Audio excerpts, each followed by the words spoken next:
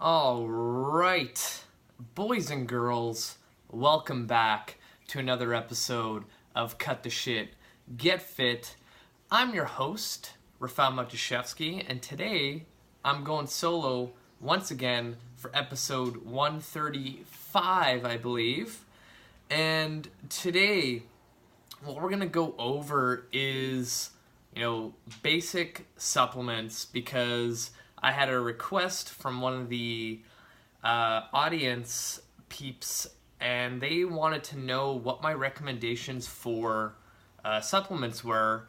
And I had a lot of great feedback on basics of nutrition, and people want more on that. So maybe I'll touch on that today. I'll see how much time I got because right after this, I need to head to the gym and film a bunch of videos. But before we get started, just like always, I gotta do some shout outs to the top 3 cities listening. And number 1, all the way out across the way, is New Zealand and the city of Dunedin. Hopefully I said that correctly. Anyone from New Zealand, please reach out and tell me if I butchered that or not. Number 2 is Lexington, Kentucky. Shout out to everyone there. And number 3 is San Francisco, California. Shout out to those guys. And I want to put 2 more mentions because I think this is freaking rad. Number 6 on the top city list is all the way out of Colombia is Cucuta. Hopefully I said that correctly too. Really crazy to think that people in Colombia are listening to my show. And the other place I want to mention, which is close to my heart, is all the way out in Poland in a city called Katowice, where I was born. And recently, back in November this past year, I got to go see where I was born. And I'm really happy to see people from Poland listening to my show because lately I've been really pushing Polish hashtags for all of my stuff. And, the last 7 days I've had 90 people from Poland and the city of Katowice listening to my show. So I'm really pumped that everyone in Poland right now is listening to this. Shout out to you guys. Please reach out. I'd be happy to help with all your fitness needs. So, now we got that out of the way, I want to touch on supplements. First things first, when a brand new client asks me, what supplements should I take? The first thing I tell them is, let's look at your nutrition, right? Supplements are to supplement what you're not getting in your diet. And a lot of people fall victim to, the marketing they see online, people talking about protein shakes all the time, and in reality, you don't really need those things. But living in a world where everything is not as it used to be. A good example is all of our soil. The levels of, like magnesium and all the minerals and vitamins that we used to get from our farmers have gone down drastically in the last 40 years. So you're going to start seeing supplements being, at least I think, a really important aspect of healthy living. I try to always advocate, you want to eat whole foods. You want to stay away from processed crap because who knows, right? And the one thing when people ask me about supplements is they almost look at it as an escape to, outrun their bad diet. And I just don't want people to think that, yeah, you should take this supplement, this supplement, this supplement, and that's gonna fix all your issues. But in reality, food should be your number 1 priority. But let's, clean the slate, say you're eating pretty well, you're trying your best, and let's say 80% of the time you're eating really well. Yes, let's go look at supplements right now. I wouldn't, throw supplements with a brand new person who's just getting started, but, say you have a couple months under your belt, or, it took you a year to finally figure out that eating chips and Coke for breakfast is not the best choice. the first thing I advocate is protein shakes. Because one, it's super easy just to get that to start your day. And, you know, there's so many different supplement brands out there, and it's hard to choose. Now, depending on where you are in the world, at least here in Canada, and I believe in the United States, is the FDA has some really, really weird rules, regulations. So here's an example. If I wanted to start a supplement company today, I wouldn't have to go through trials of, you know, on animals or on people. I can just right away market it to people and sell it, which is kind of like crazy. I can say that my protein powder has the best, you know, crap put into it. I have this and that, and make all these claims that other protein brands don't have, and it doesn't have to get checked, which is crazy. And I could easily put in half of what I say, and no one would know any different. And a great place to check out is examine.com. They do a lot of research on supplements.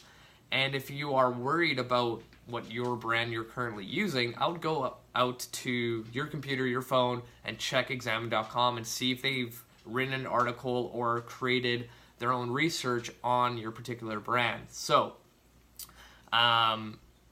the other interesting thing, I believe they did either on branched-chain amino acids or protein powder to see if actually the amount of protein advertised was actually in their product, and they took 5 major brands, put them through some tests, and all of them, on average, whatever, you know, grams of protein they had, it was anywhere from 5 to 7 grams less. So that is fucking crazy. So you kind of have to do your due diligence to know if you're actually getting, say, your 25 grams of protein per scoop.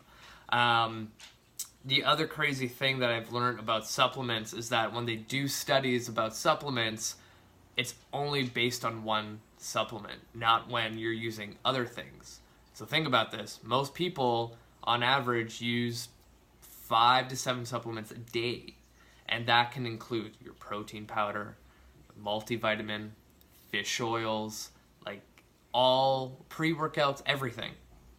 So you actually don't know if that combination is actually safe for consumption.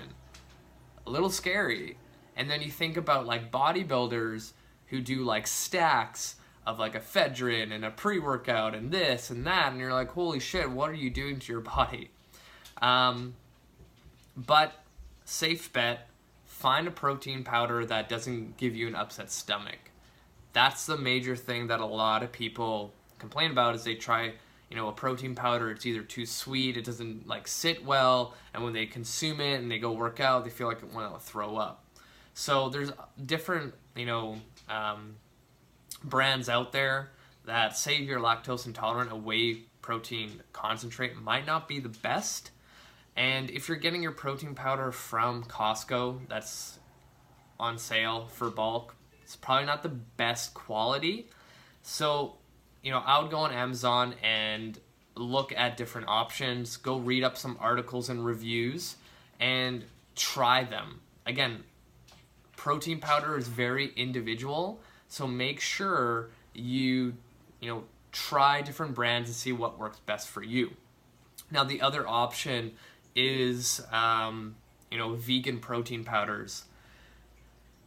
You got to be careful with these because most of them taste like shit.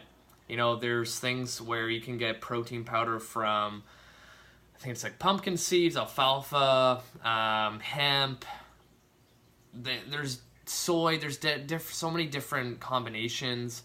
A brand that I like to use that I found that doesn't taste like complete horse shit is Vega. If you're new to vegan options, go with their sport line. It tastes a little bit better. Whereas if you go with their Vega 1, where it's like almost like a meal replacement shake, they throw in a lot of greens powder in there, and that's where it kind of tastes kind of off. I always get, if clients are gonna try a vegan option for whatever reason, I would get them to the Sport because it tastes less horrible. But the Sport line, any kind of vegan protein powder, in fact, is really chalky compared to a regular whey concentrate. And then when you have to shake it, you have to shake it really, really freaking well. So you don't get these giant clumps of protein powder, and then when you drink it and it's still together, you might even cough out like dried protein powder. So try a bunch, see what works for you, see what tastes great for you. The reason why I always go back to Vega is that when I trained a handful of Paralympic swimmers, they had a list of supplements they could and couldn't have. And it was a long list, and basically it was 3 brands of protein powder they were allowed to have, and one of them was Vega. So in my head, I was like, okay, if the Olympics allows my athletes to use Vega, there's obviously something in there that is good for human consumption.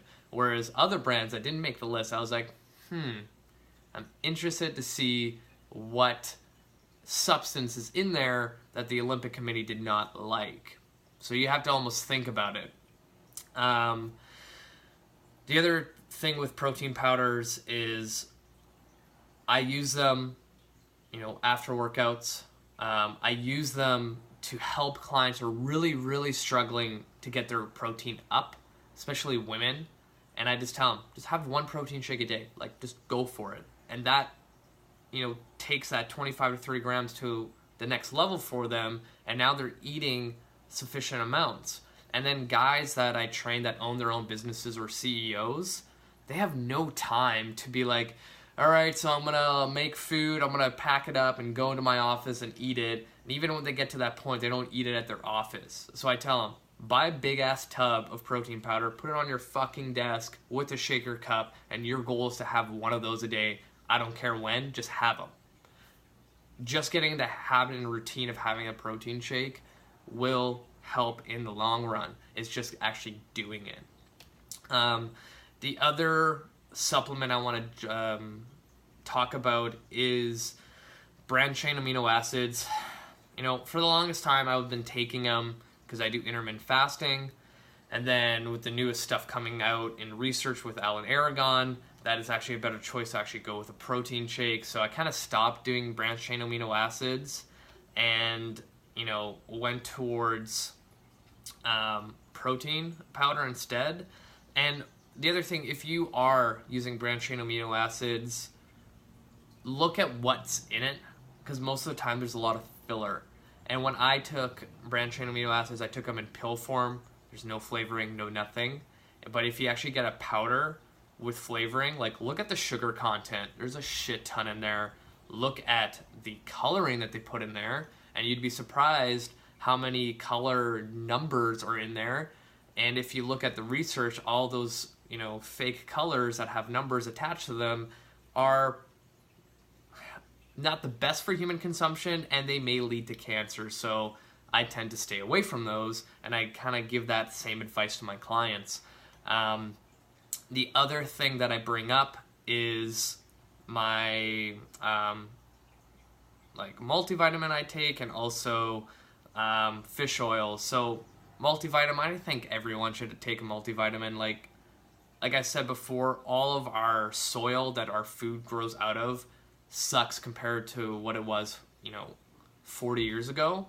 So we are deficient in that. And I also, for myself personally, I take a lot of vitamin D during the winter months, because out here in Vancouver, we are on the 49th parallel. And speaking to Kamal Patel, who works for Examine, he was saying essentially anyone from the Californian border and up are basically vitamin D deficient. So if you're in a place that doesn't get a lot of sunshine during the year, I'd highly recommend going with vitamin D. Where I live, we probably get cloudy and rainy days 300 days out of the year, and when the sun comes out, it's like, oh my god, it's so glorious. And then after one day of sun, we all complain about how hot it is, and like other parts of the world is so freaking hot compared to where Vancouver is. But anyway, vitamin D is something you should look into if you're living somewhere where you don't get a lot of sunshine, and that will help a lot, especially for mental health. Like me personally, like waking up in the morning super early and there's freaking dark outside, and then all day it stays dark because we don't get sun.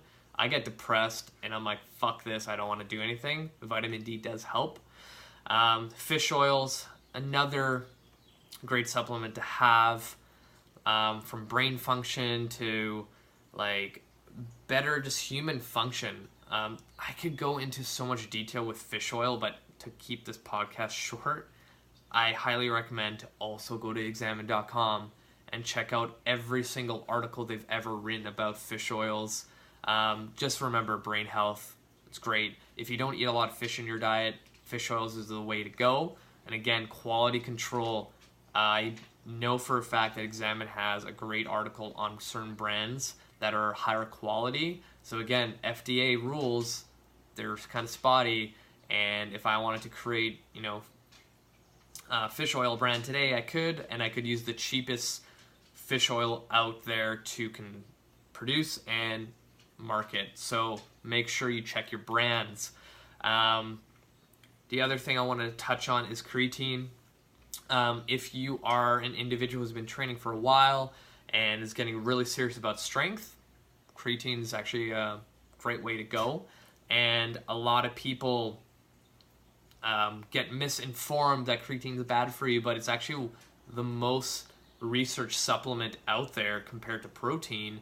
And every single time they do a study, it actually shows improvement in human performance. So I highly, highly recommend, if you are serious about training, creatine would be great. 5 grams a day on training days, and make sure you go with the creatine monohydrate and not a supplement that throws in a bunch of fillers and crap like that. You got to be really careful with the brands that you choose. So I literally go to my grocery store and they have a giant tub like this that is just pure creatine monohydrate, and by itself tastes like shit. So I put it into my protein shake and you won't taste it at all. And that's where I'm going to leave it off, because I want this to be a supplement 101, and maybe I'll do a 102